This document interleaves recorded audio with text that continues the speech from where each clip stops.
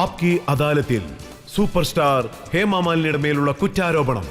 ഇപ്പോഴൊക്കെ ഇവർ തന്റെ പെൺമക്കൾക്കും വളരെ ടഫ് കൊടുക്കുന്നു എന്നുള്ളതാണ്.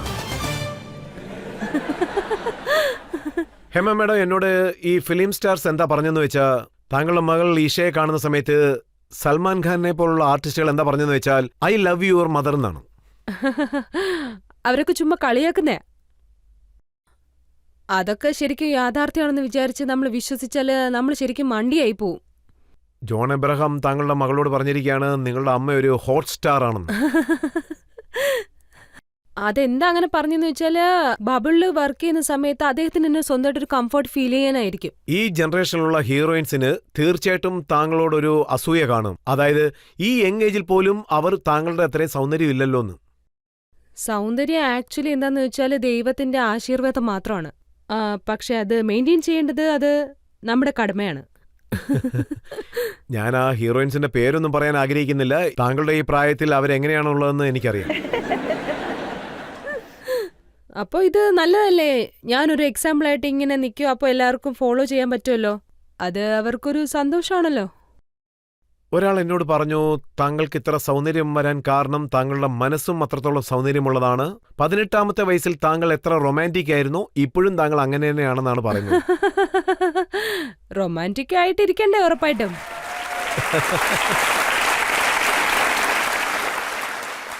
നമ്മുടെ ജീവിതത്തിൽ റൊമാൻസ് ഇല്ലെങ്കിൽ എന്റെ അഭിപ്രായത്തിൽ ജീവിതത്തിൽ ഒന്നുമില്ലെന്നേ ഞാൻ പറയൂ. That love has to be there. ധരം സാറാണ് താങ്കളെക്കാൾ കൂടുതൽ റൊമാൻസ് ചെയ്തത്. ഇപ്പോഴും താങ്കൾക്ക് വേണ്ടി കവിതകൾ അദ്ദേഹം എഴുതുന്നതായിട്ടാണ് ഞാൻ അറിഞ്ഞത്. അത് വളരെ നല്ല കാര്യമല്ലേ? അതായത് അദ്ദേഹത്തിന്റെ കവിതകൾ വീണ്ടും വീണ്ടും അത് വളരെ നന്നായിട്ട് വരുന്നുണ്ടെന്നുള്ളത്. താങ്കൾ അദ്ദേഹത്തെ ഒരു കവിയായി മാറ്റി. അത് ഉറപ്പായിട്ട് ആക്കി. റൊമാൻസ് ചെയ്ത് ഞാൻ കവിയാക്കി മാറ്റി. താങ്കൾ അദ്ദേഹത്തിന് വേണ്ടി എന്താണ് ചെയ്യുന്നത്? ഡാൻസ് പെർഫോമൻസ് ആണോ? ഇല്ല, ഇതുവരെയ്ക്കും അദ്ദേഹം എന്റെ ഡാൻസ് പെർഫോമൻസ് ഒന്നും ഒരിടത്തും കണ്ടിട്ടില്ല. വളരെ മുന്നേയൊക്കെ കാണുന്ന സമയത്ത് അദ്ദേഹത്തിന് ഞാൻ ആരാന്ന് പോലും മനസ്സിലാവുന്നില്ലായിരുന്നു. നന്നായി അന്നൊന്നും എണീറ്റ് പോയിട്ടില്ല. താങ്കളുടെ സൈഡിൽ നിന്ന് താങ്കൾ എന്താണ് സംഭാവന ചെയ്തത്? കവിതയ്ക്ക് പകരമായിട്ട് താങ്കൾ എന്ത് നൽകി? ഞാനും ശ്രമിക്കാം നല്ലൊരു കവയത്രി ആകാൻ പറ്റുമെന്നുള്ളത്. അദ്ദേഹത്തിൽ നിന്ന് കുറച്ചൊക്കെ പഠിക്കാം, എങ്ങനെ എവിടെ എന്തൊക്കെ ആഡ് ചെയ്യണമെന്നുള്ളത്. അതിനുള്ള എക്സാമ്പിൾ എന്തെങ്കിലും പറയാൻ സാധിക്കും? ഇല്ല, നെക്സ്റ്റ് ടൈം പറയാം ഞാനത്. എല്ലാം തയ്യാറാക്കിയിട്ട് എടുത്തോണ്ട് വരൂ. ഉറപ്പായിട്ടും.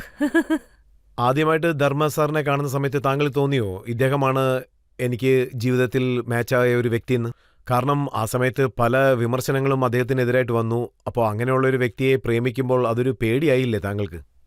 ഞാൻ ആദ്യം കാണുമ്പോൾ ഒരിക്കലും വിചാരിച്ചില്ല ഞാൻ ഇദ്ദേഹത്തിനെയാണ് എൻ്റെ ജീവിത പങ്കാളിയായിട്ട് സെലക്ട് ചെയ്യാൻ പോകുന്നതെന്ന്. ഒരിക്കലും വിചാരിച്ചിട്ടില്ല. ഇതൊക്കെ പിന്നീട് കുറെ വർഷങ്ങൾക്ക് ശേഷം അങ്ങനെ സംഭവിച്ചതാ. അത് സംഭവിച്ചതിന് ശേഷം താങ്കളുടെ അച്ഛൻ താങ്കളോട് ദേഷ്യപ്പെട്ടോ?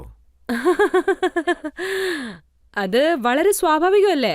എന്താന്ന് വെച്ചാൽ അദ്ദേഹം ഓൾറെഡി കല്യാണം കഴിച്ച ആളാണ്. ചാരസ് സിനിമ മാൾട്ടയിൽ ഷൂട്ടിംഗ് നടക്കുന്ന സമയത്ത് അതിൽ ഒരു വണ്ടിയിൽ പിന്നിൽ 3 പേര് ഇരിക്കുന്ന സാഹചര്യം ഉണ്ടായി. ഈ കഥയൊക്കെ താങ്കൾ എങ്ങനെയാ അറിഞ്ഞത്? താങ്കളുടെ അച്ഛൻ നിങ്ങളുടെ രണ്ടുപേരുടെയും നടുക്കിരുന്നുകൊണ്ട് താങ്കളോട് സംസാരിക്കാൻ ശ്രമിച്ചു.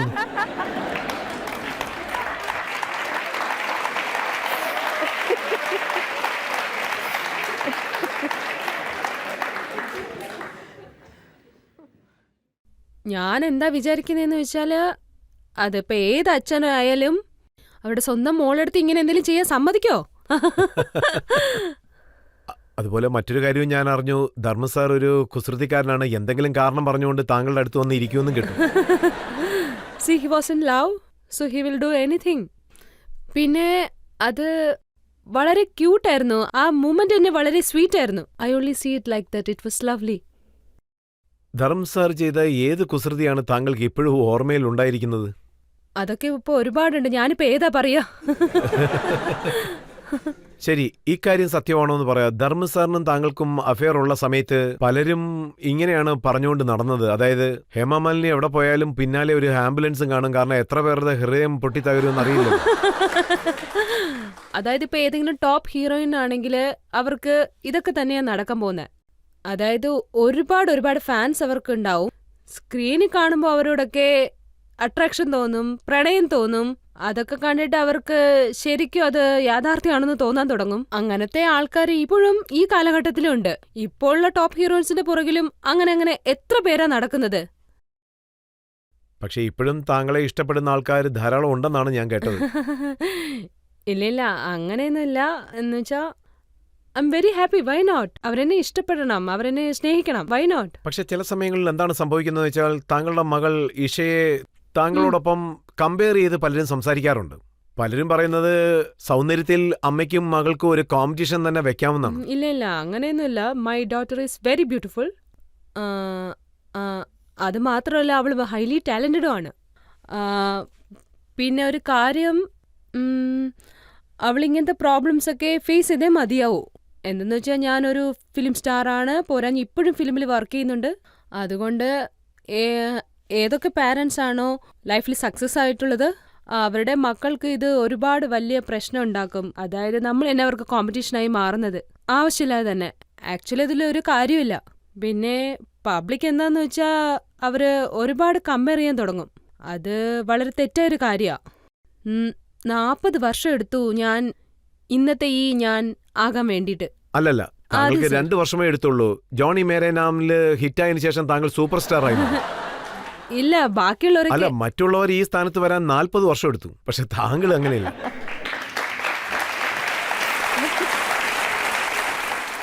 പക്ഷേ ഈഷയ്ക്ക് താങ്കൾക്ക് ലഭിച്ച അത്ര സക്സസ് ലഭിച്ചില്ലെന്നാണ് പറയുന്നത്. താങ്കളുടെ അഭിപ്രായം എന്താണ്?